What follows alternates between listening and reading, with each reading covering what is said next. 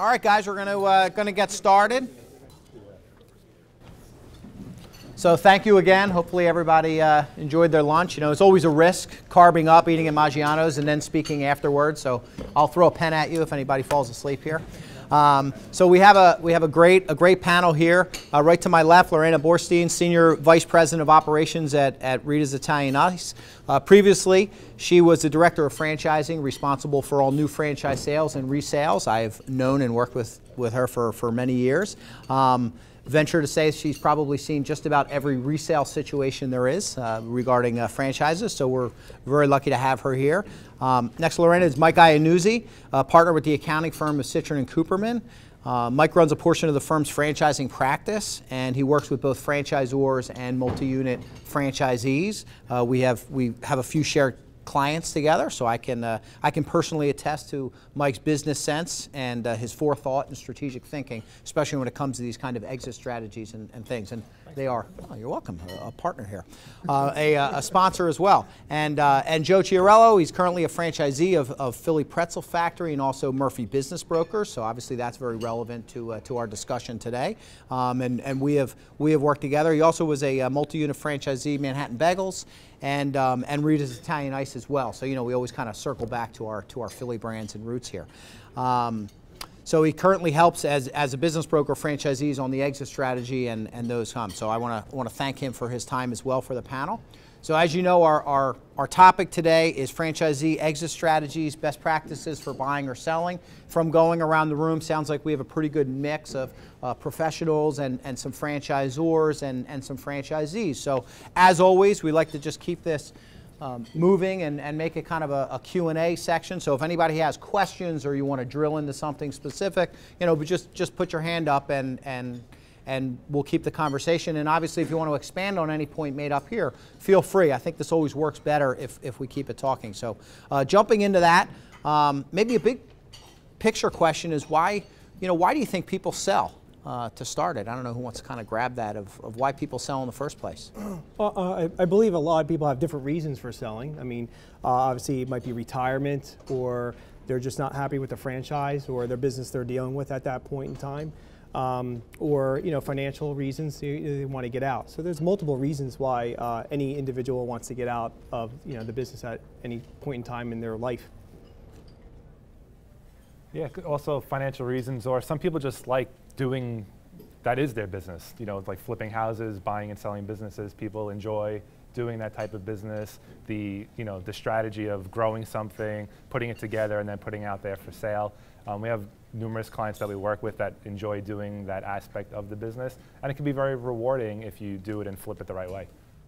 And I guess that's true, because I've owned 4 Philly Pretzel factories, and all of them I actually ended up flipping. I just took over, built up within a certain amount of time, and that was my strategy. I had a business plan when I first got into it, and I stuck to it, and I exited it within probably under a year. So as a franchisor, how do you deal with the franchisees who are kind of coming in and then wanting to only stay there a year? Is it handled differently or operationally? No, operationally it would be the same.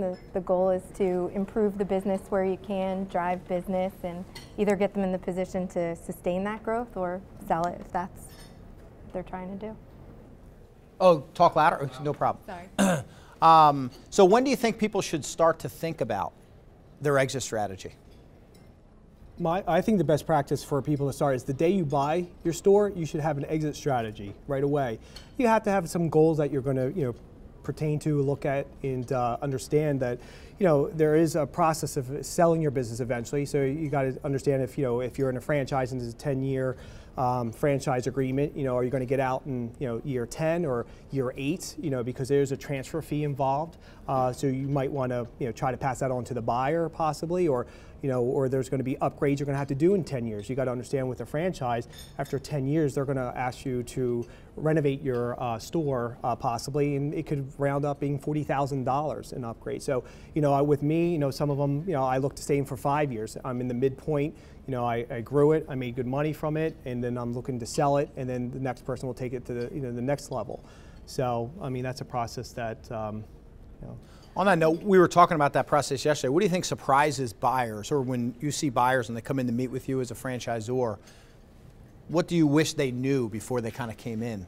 Well, just one more point on what Yeah, he go was ahead. saying first. I think that the worst thing you can do is wait to decide I absolutely have to sell and now I need to sell tomorrow. That becomes a very difficult situation because, to Joe's point, there's a lot of things that you need to do to prepare to sell. You may have lease issues that need to be worked out, things with the franchisor, and you have to continue to be able to run your business while you're trying to sell and continue to grow it. And often you'll see people say, I'm selling, I'm checked out, when it's something that comes up urgently that they need to sell. So having a plan stops some of that from happening, the potential decline of the business. That's a great point. Michael, no, that's exactly, no, it's on point. So on that, Michael, how would you prepare people, I guess, is sort of the question. I mean, that's basically what you're saying, is that you really need to say, I don't know when I'm going to sell, so I better be ready, because if it happens, you can't do it overnight. Yeah. I mean, some of the key things, I'm sure a lot of people in here watch Shark Tank or have heard of that concept. I mean, a lot of those questions that they ask on Shark Tank, whether it's staged or not, is true. And if you're a business owner, do you really know the business, or are you just working in the business because you bought into a job? I mean, you need to understand the business, understand the numbers, understand the percentages, because when a buyer comes in, they're asking those types of questions, and even though maybe it's a franchisee within that system, so they may know the percentages, if they come in and they start asking you these types of questions and you don't know the business, they're going to hammer you on the price. Because they may know how to turn it around and get it to where it needs to go, but they're going to take a discount on that price to get it there if you're not on top of the business. So really, that's the first thing. You don't have to be an accountant or a CPA. You just have to understand the P&L, the balance sheet, and understand really what it means and what those numbers represent at the end of the day. And do you see that the price is affected by how knowledgeable the owner is going to be?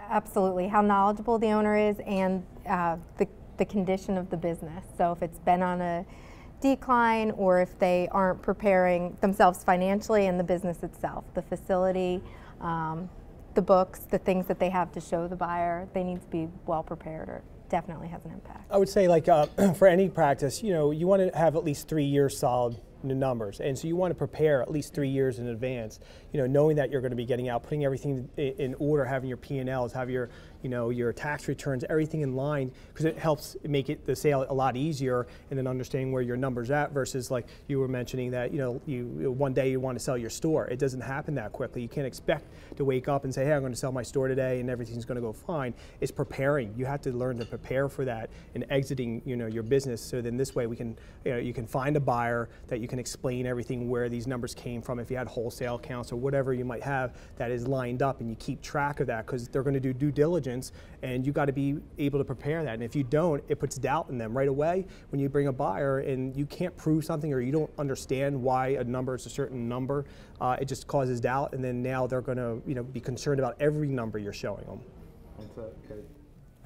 And to build on top of that point, when the due diligence process starts, they're going to start matching up information. So we're going to match up your QuickBooks file, we're going to match up your tax return, we're going to match up the deposits in the bank account, the receipts in your POS system. If none of those things agree, or there's bad reasons why those things don't agree, I mean, that's a recipe for disaster, and that happens all the time. Come on, I all can't the believe time. that. They're not even close. They're not even close. I mean, 3 sets of it's. But, So you but that's sort the of take truth. the approach to go through it as if you were the buyer earlier. Yeah. I would agree. Questions? People have any? I'm curious. Go ahead. You're mentioning a lot of the financial parts, but you might have employees too. What's your perception of how to kind of manage that situation? The question was how to manage the situation with regard to employees. I'll tell you, with dealing with employees, the first thing is you don't want to notify your employees, because that's going to only hurt you, in the sense that they might all scatter, and all of a sudden you're going to be by yourself. So you have no obligation to tell them. I say, even if you know the person very well and they've been with you for 10 years, you take that chance of telling them, they're going to definitely tell someone, and then it's going to just trickle down. So my suggestion to all my clients is, do not tell them you're selling your business. It's confidential. You've got to keep it that way. In a worst case scenario, if you feel bad about not telling them, when you do sell it, you say, listen, the buyer didn't want me to say anything. They wanted a chance to meet with you and try to win you over and stay with the company. Because a lot of your employees want to stay. They're not, there's the fear factor. Everybody fears their job at that point. What would you guys say on confidentiality? Yeah, I think I would agree with confidentiality, but I also think that you do need a plan on how to discuss it with them if they do find out, because it definitely can happen.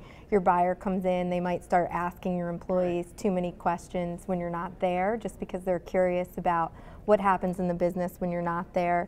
They may get wind of it some other way, so it's important to have yourself prepared to talk to them about it to make them feel comfortable. I had a question about add backs when you're adding back in legal expenses back into the business so you can show a true picture to a potential buyer. I know I do that pretty regularly. Legal expenses. What? Depreciation, amortization, your wife's car or whatever. So I'm wondering, my question, if you can shed some light on how you present that to your buyer, so to speak. We know what we're doing. We're going to add backs. Here's your add backs, et cetera, to give you, again, a true picture. How do you present it? How do you put that together? The way I do it is, as long as you can prove it, in the sense that your P&L might have your auto expense, and it's embellished obviously a little bit because your car. Banks are not going to look at it when you go get financing because they don't know if you need that car for that business, and they're not going to take your word. Hey, it's my wife's car, I swear. They're not going to do that, so they don't use that usually as an add back. I mean, as far as I've seen, but as long as you're showing the buyer that this is my car payment, here it is, here's on the P&L, the spreadsheets, you can show it on the balance sheet and everything, and it all matches up, then you can use it as an add back. That's the way I kind of come forth with that. Yeah, and that's what I see as well. I mean, look, you want the business to show its true value. So if you're running your kids' cars through there and you're paying college expenses and all those things through there, I mean, yeah, you may be saving on taxes if you don't get audited by the IRS, but there's no value to the business there. So you really want to show the true value of the business by stripping those things out and running a clean operation. Especially as you get bigger and there's multi-unit deals and you have locations in different areas. I mean, there's a lot of things that get buried inside of there which really could hurt the value of the company.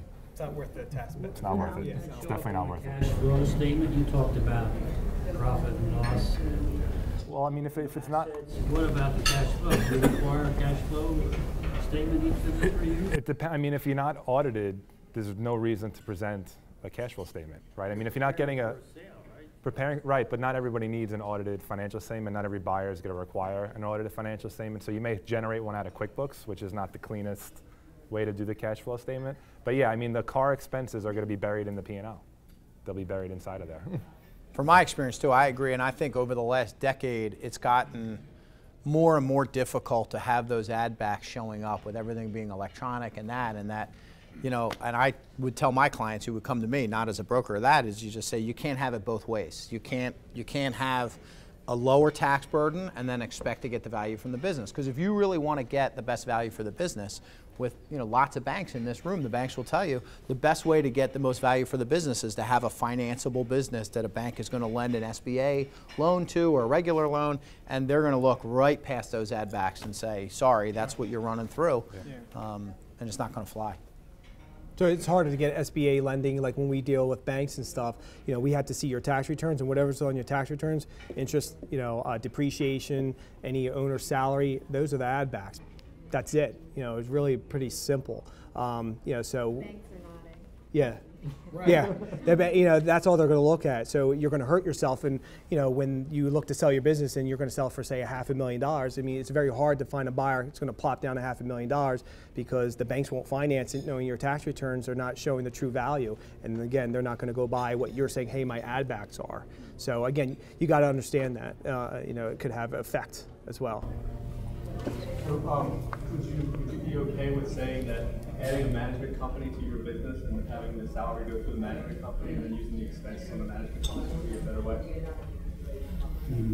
I mean, that's... Because you're not selling the management company, you're just selling the business. So the business is still showing that it's making profit by selling it to the management company. Right, so I mean, the management company, to your point, is another expense to the business. So all your personal stuff, you're going to charge a management fee to one, and so they'll still factor that line item in.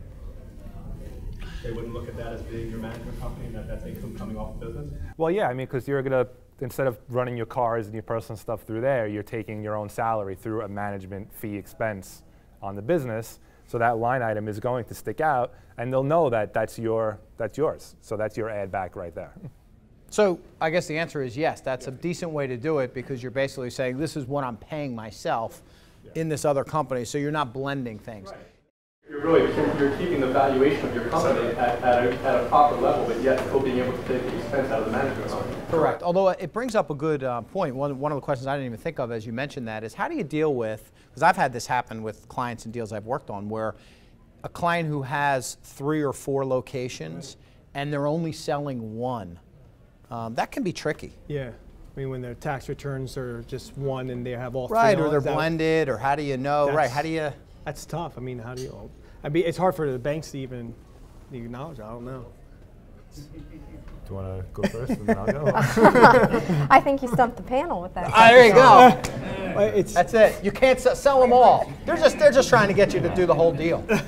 So it's not easy. Well, I think it speaks to the point that these are not large companies with audited financial statements, so there's a lot of trust factors there. So you have to have things as documented as possible and be really transparent through the process. You do, but you're trying. It all comes back to proving cash flow.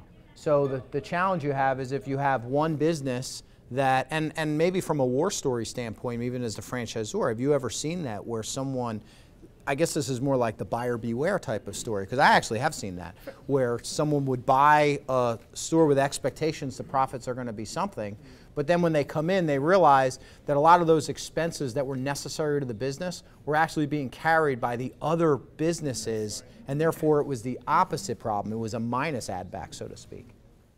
If I was going to sell a location, it would be the underperforming one that I'm going to sell. Right. So as a buyer, you ought to be thinking to yourself, That's right.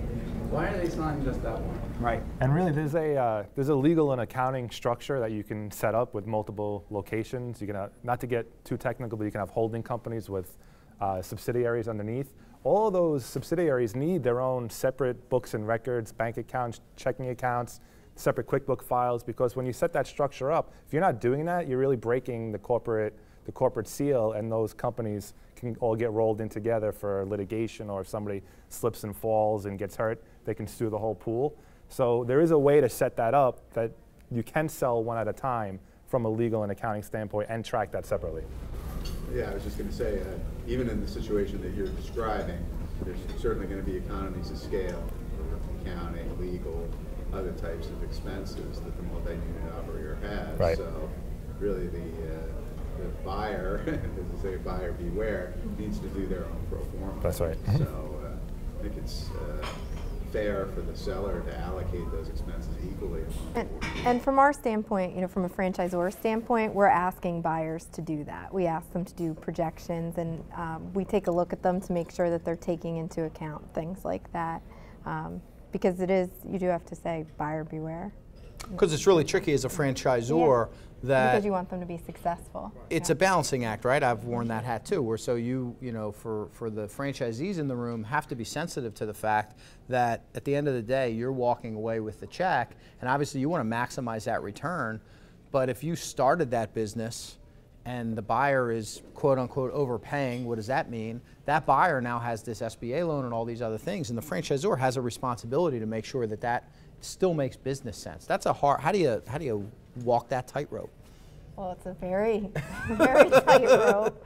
I think that our obligation is to both of them, the existing franchisee and the person buying it, and it's all about education, making sure that the buyer understands and is asking the right questions of the seller. So we'll go through a process, here are the questions you should be asking the seller, here's what you should look at, and in order for us to approve you, we have to be sure that you actually did that. So we do ask them to do projections so that we can see that they have taken into account all of those different expenses. And it is a difficult conversation. If the buyer is not taking into account things that they should be, like your example with, missing legal or accounting fees, that's something that we would tell the person buying the business, but you do have to talk with the seller too and let them know that, these are obvious expenses they have. Your buyer needs to be aware that these expenses exist. It's part of communication.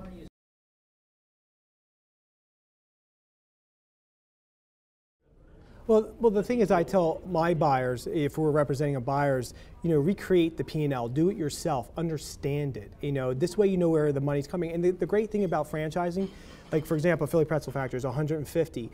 It's amazing how many buyers do not call other franchisees. Why not? Call them up, ask them questions, get the P&L that the person you're dealing with. You don't have to disclose which one you're looking at, but let them know, like, is this in realm to be 11% for rent? Of course that's what it should be, or food costs, labor. Get an idea so okay, these are making sense, because they're more entitled. Like, I know if people called me, I would certainly say, yeah, maybe I won't tell them my exact numbers, but like, yeah, that's about the right percentage here. Yeah, my insurance is about $4,000 for this. Yeah, that's right. Or his insurance is $1,000. No, mine's $4,000. So something's wrong there. So then they can piece it together. A good buyer is going to do it. So anybody we're representing, for Murphy, we're going to definitely help them, recreate that P&L, walk it through them to make sure they're making the right decision, and buying the right store, doing the right numbers. That's a good one. So that would be. Oh, go ahead. I've heard different methodologies, but how do you value a business now? Is it net profit times a certain number, or do you act in depreciation and amortization? How do you, some of your CPAs are probably doing evaluations. What's the actual formula for a business? There's not really an actual formula. It basically depends on the industry, what industry it is. It usually comes down to net income and then a multiple possibly, or if there's a lot of, inventory involved, the multiple, might change because of that. So there's not really a formula. It's not a set thing for every business we sell. Yeah, and that's a whole separate certification. There are people who have valuation, certifications to do that stuff. But yeah, it could be as simple as top line revenue. It could be net income. It could be based on the asset value, the receivables. It could be a whole sort of things. Or it could just be they like the idea, and they're going to pay a premium for it because they want to be in that idea. Yeah. Right. Of course, usually that. Do you guys share some of the statistics about what sells on a big level? We generally do not share that. Well, because it's hard to, right? Because you have to be really careful. They're all very different scenarios. And they're all very different. Because I was going to say, for some franchisees in a system who are selling, you could try to find what one's recent. The advantage of being in a franchise is that you can also find out what are the comps of what things have sold for. There's just very different scenarios, how they're managed, what their lease is, what's in the lease, the term of the lease, how much of the franchise agreement is left. There's a lot of different variables. So just looking at all the rest of the RETA is sold for this multiple is not really a fair thing. And like you asked before, everybody has their different reason for selling. Some more aggressive than others, and that's why a lot of franchisees in the system will get upset when they know someone down the street is selling for half the price, and they're like, oh, well, unfortunately, it's just like the real estate. You got to let them sell first, and then yours will be dictating the market at that point. It's just everybody has different reasons and why they're getting out. What do you think surprises sellers in the transfer process? Talks about buyers. I think it's That's the right. same. Well, I think it's what Joe said earlier about consulting your franchise agreement early on. I think sometimes it's surprising how it can be expensive to sell, needing to upgrade your store, that there's a transfer fee. How difficult it can be working with a buyer. I think even once you come to a deal, getting to that closing table is sometimes more difficult than they think it's going to be. Little things that come up negotiating. I would say purchase price sometimes. You think it's worth X and somebody's only willing to pay Y, and there are reasons why the two differ. So that is a big thing that I see. It's really purchase price, and you're only going to get out of it really what you put into it. It's emotional attachment too. You're attached and proud of your business. It doesn't necessarily translate to what you can sell it for. Right.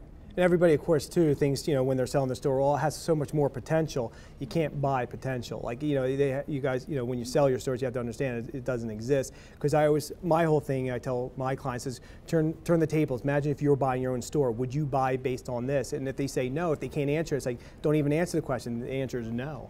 You got to look at it, if you're buying your business, what it's worth. And again, the market dictates what it's worth. So a lot of sellers have to understand when you're selling is, if you're with a franchise, look at your FDD. You signed it. So So understand it, like what the what the cost is in getting out, what the transfer fee is, and what upgrades are going to be needed. Let the franchisor know. I mean, a lot of people don't want to tell the franchisor they're selling, but I've dealt with a couple deals where 2 weeks before, the franchisor comes out and says, oh, you need $30,000 in upgrades. Now we're renegotiating the whole deal, and of course the seller's like, I'm tired of this. Like, I can't do this anymore. Like, we're going to negotiate this whole thing, and I'm not paying it, and then it kills the deal. So you actually, hurt yourself by not telling the franchisor. It becomes my job now to make sure we do inform them, and I contact the franchisor to make sure they understand, like, what's their process they want their franchisee to get out and understand, so we can better assist them in making the transition go smoothly versus having any bumps in the road that will kill the deal at the end and becomes emotional. And then they're like, I'll just keep it now. And it's just like at the last minute is, either the franchisee, wants to really get out, or the franchisor wants them out for some reason. And then that could be bad for the franchisor, because now you have somebody who was a foot out the door that's now operating. And now back operating, and of operating. course, their mentality is gone. Like once, I had 16 stores myself in different industries. Once you flip on the switch and you want to sell, we all want to just get out. You don't want to wait the 9 to 12 months that it takes to sell.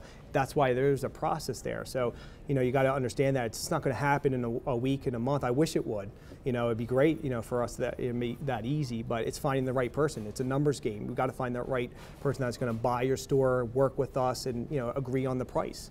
I agree with you with the communication of the franchisor. Rita's is a more mature franchise, so obviously you have a dedicated person who's here, Vicky, and I think that's really a great best practice. And I will tell you, because we do a lot of transactions, not all franchisors have a dedicated person. So I don't know if you can speak to that process or how you guys handle that. I couldn't stress enough how important it is just to let the franchisor know. We want to talk horror stories. You can go down the negotiation path and you think you're selling to another franchisee in the same system, so it should be easy and fast. You work through all of those deal points, and then you let the franchisor know, and there may be a reason that the franchisor won't approve that person to buy an additional store or to grow their business. So, you waste several months negotiating with someone that was never going to be approved to buy the business.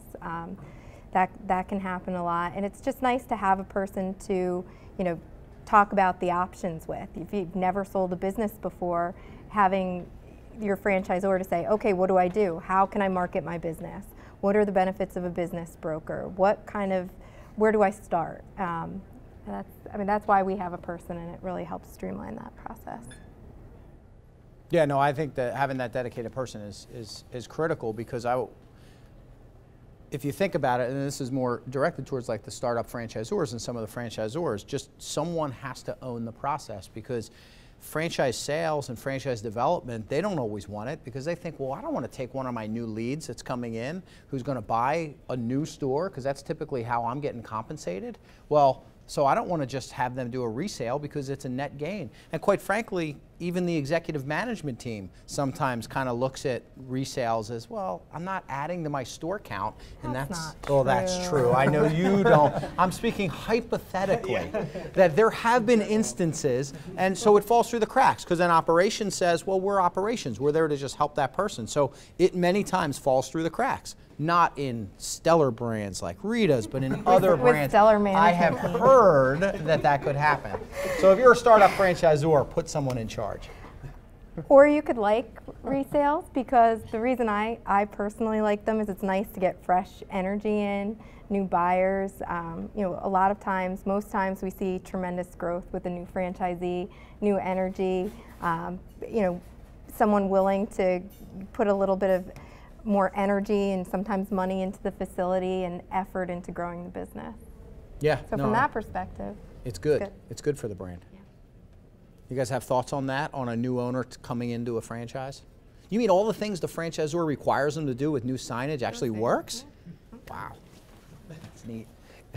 Any thoughts on that, on a new person coming in? Yeah, it's just to do your due diligence. That's the whole thing. You want to make sure you're investing a lot of money into a new business. So you want, again, I can't stress enough, call other franchisees. It's amazing how many people do not do that. It's buying into it.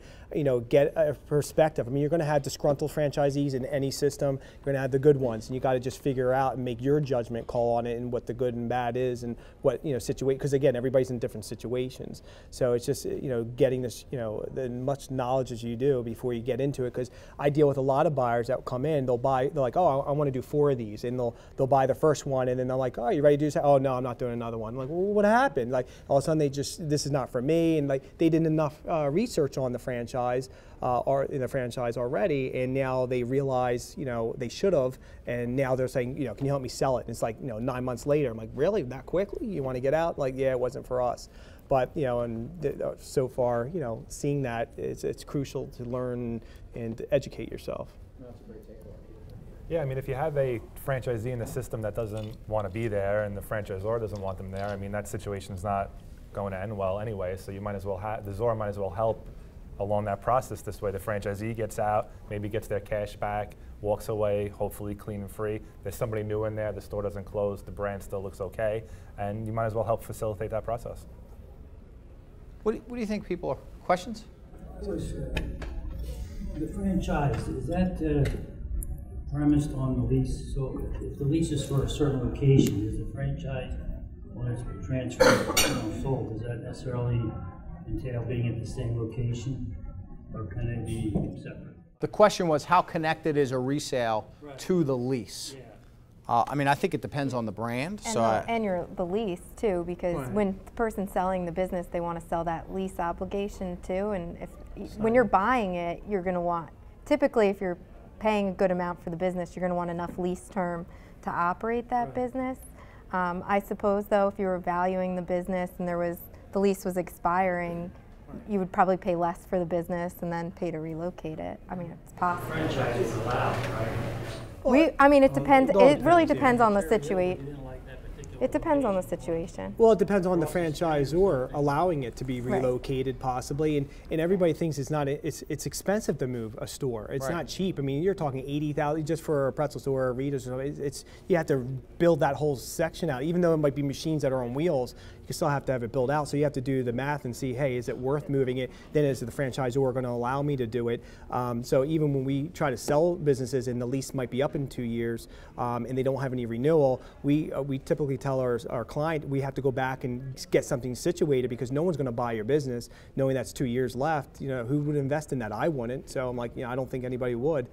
So that's something you have to, Yeah, I think the goodwill to the lease is a huge chunk of what you're selling. Sure, that's actually what you're selling. I got a second question. Traditional versus non-traditional locations, like for example, Philly pretzels, they're in Walmart, non-traditional versus traditional. So I'm wondering, exit-wise, exit strategy-wise, if you can shed some light on that, and any important points you might want to make of traditional, and making a traditional location investment versus a non-traditional. And exiting, getting out of like a Walmart store versus a regular. Yeah, I guess exiting, and then any other important points you might want to make about one versus the other. Or say a non-retail store, non-traditional, a store that's not even a non. Say like using a Walmart example, like I was looking for a client for Philly Pretzel Factory in Walmart. Obviously they're very limited because there's only so many Walmarts. Sure.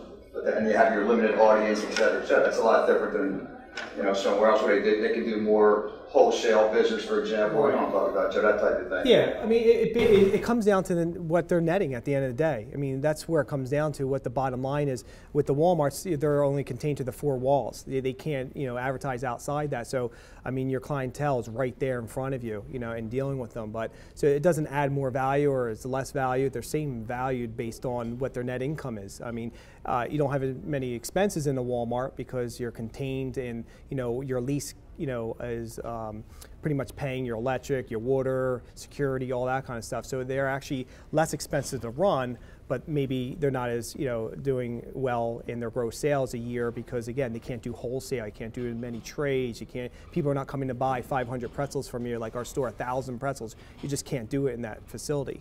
So I mean, but in the exit way is just basically the same thing we would do for a traditional store.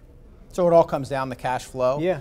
Control of the real estate. Also, I don't know specifics of that, but if let's say it's a year-to-year lease, or say for a Rita's like on a boardwalk or in a mall, that's going to affect value, right? The longer, and I think it's a catch-22 sometimes for business owners. It's been my experience is that they think, oh, well, the longer the lease, the worse, where it's the opposite, right? The longer the lease, the better. Yeah, it's better for us, yeah. Because then you're locked in and then there's a certain degree of stability. And sometimes franchisees don't always necessarily have that in their head, especially as they get closer towards the end of that lease. And there's some things you can do. I mean, I'm a big believer in that transparency and talking to your franchisor and your landlord.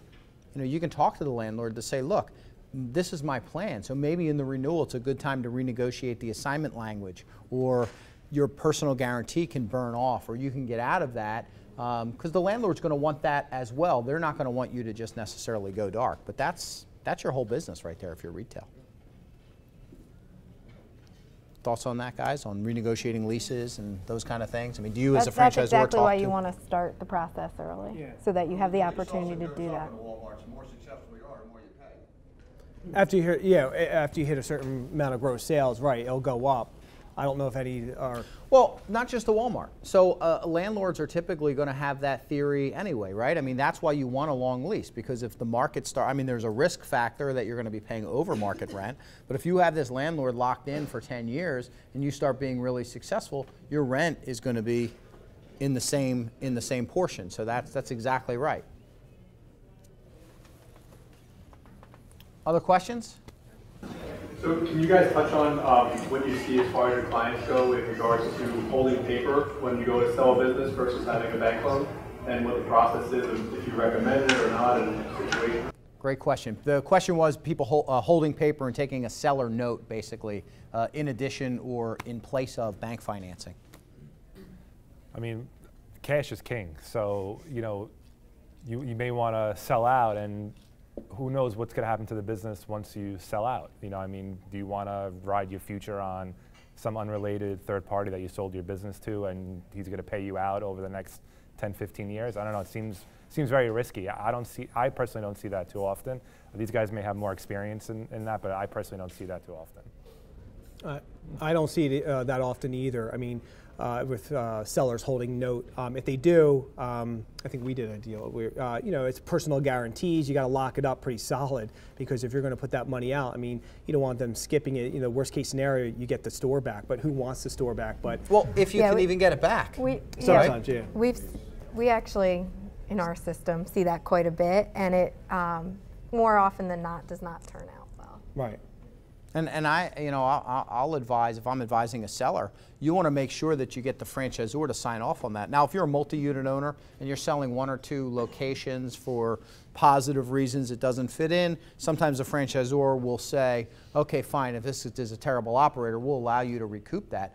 But if you're exiting the system, you don't have the same kind of collateral that you have in an independent store versus a franchise, because the franchisor isn't necessarily going to say, wait, we were really happy 3 years ago when you left. We don't necessarily want you to come back in. So you have to negotiate that as part of the deal. You have to be careful there. Do you have a question here, Robert? So in terms of valuing the business, not necessarily with the intent to sell completely, but maybe to try to come up with a perspective on looking for a partner with the intent to grow, would the valuation be the same? And specifically what I'm asking is, would you necessarily include any debt when you're looking at valuing the business?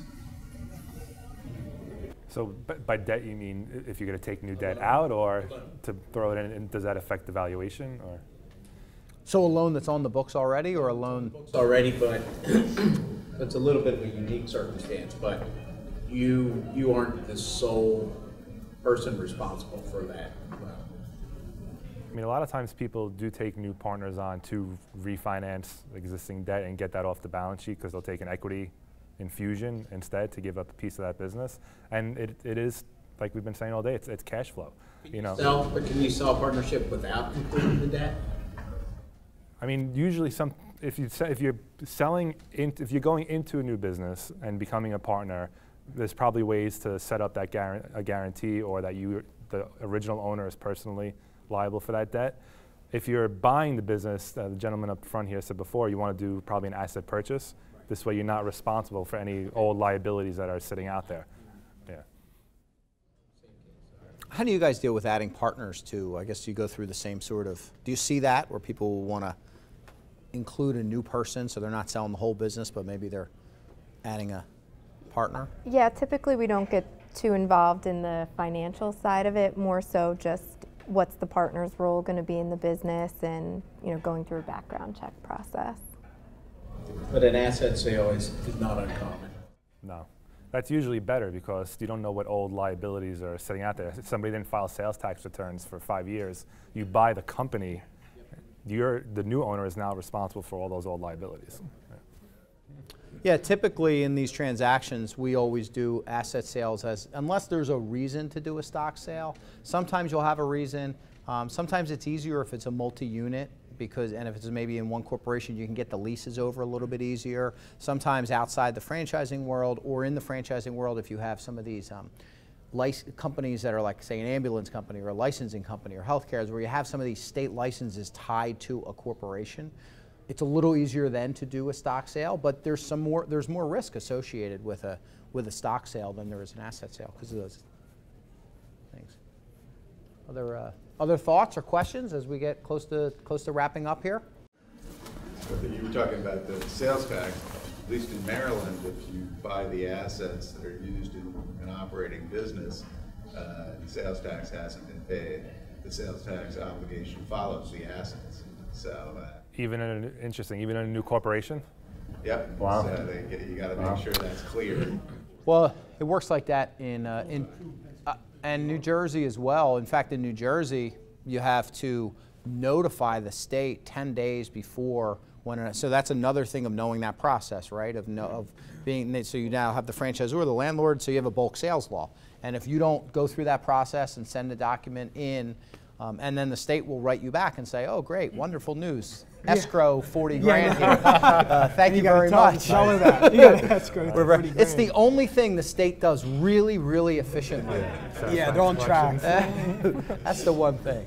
So that's good, but that's a great point to recognize that when you're thinking about selling a business, it's not as straightforward and quick as just, that's it, I'm done. It took a while to get into that business. It's going to take a while to get out, and you have to be realistic about the valuations. There's a lot of risk for the buyer. I think, Joe, you made a great point about what would you sell that business, what would you pay for that same business? And every one of those factors are really the building blocks why it's so difficult to value small businesses.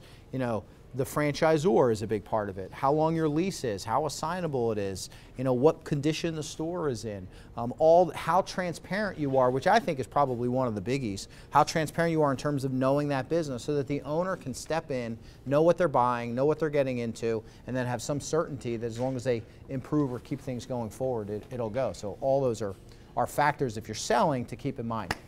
Yeah, Bill? Question for more readers. I guess have you seen when you're getting close to a renewal period on an agreement and someone goes to buy the business and they're going to pay a transfer fee, have you seen an adjustment in price knowing that they're going to have to pay another fee? They will adjust down, the buyer usually? Yeah. Just wanted to double check. I was thinking that was the case. Especially if it's coming up soon. Yeah. Absolutely. The only other thing, just to follow up on what I said, since a lot of people here would be looking to sell their businesses, typical buyer in the asset purchase agreement is going to want covenants that there aren't liabilities that are out there that aren't on the balance sheet or haven't been disclosed, etc. When you sign the agreement, and then you go to closing a few weeks later. So if they find out there's a bunch of sales tax out there that hasn't been paid, to use our example, they may back out of the deal.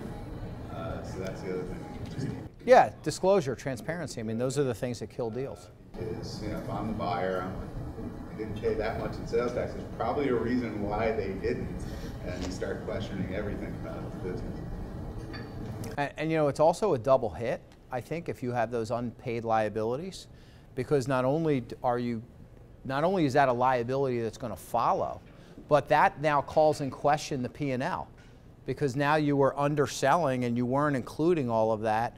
Were you really not adding the sales tax and just putting it in your pocket, but you were still priced at market? So basically, it really blows up the whole deal at a couple different levels. So you got to disclose this stuff and know about it. My main thing is just letting everybody know in selling, you have one shot at a buyer. If there's any doubt, it's done. And so that's why it's so crucial to know, transfer fee, what fees are involved, where these numbers are coming from, because you got to prove it. Like as a broker, I say, listen, you got to feel comfortable proving it, and I really want that proven to me because I don't want to waste my time representing someone, and all of a sudden we get this backdoor number coming in, and all of a sudden it's going to ruin the deal. So it's very crucial that you do have an exit strategy and definitely understand your numbers and making sure everything is set up and ready to go. So that's why it's so crucial to prepare. Any other final questions before we wrap up here?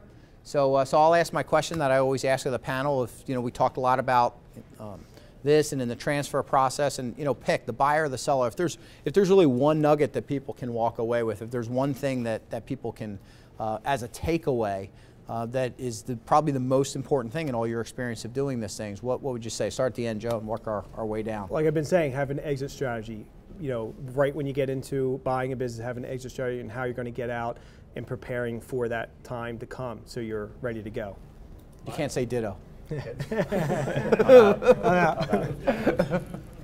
For me, you have to know, I'm a numbers guy, so you have to know the business. You have to know the operations, the percentages, your gross margins, your percentage of payroll to rent, to sales. You have to know those numbers inside and out if you're going to take the business to market.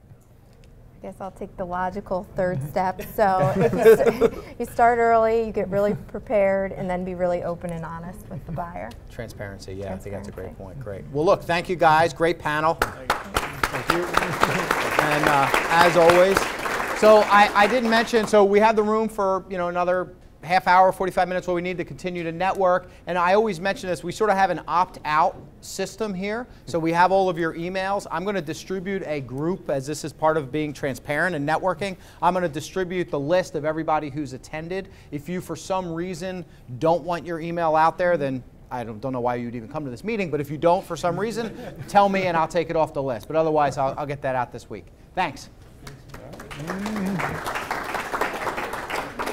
Well done.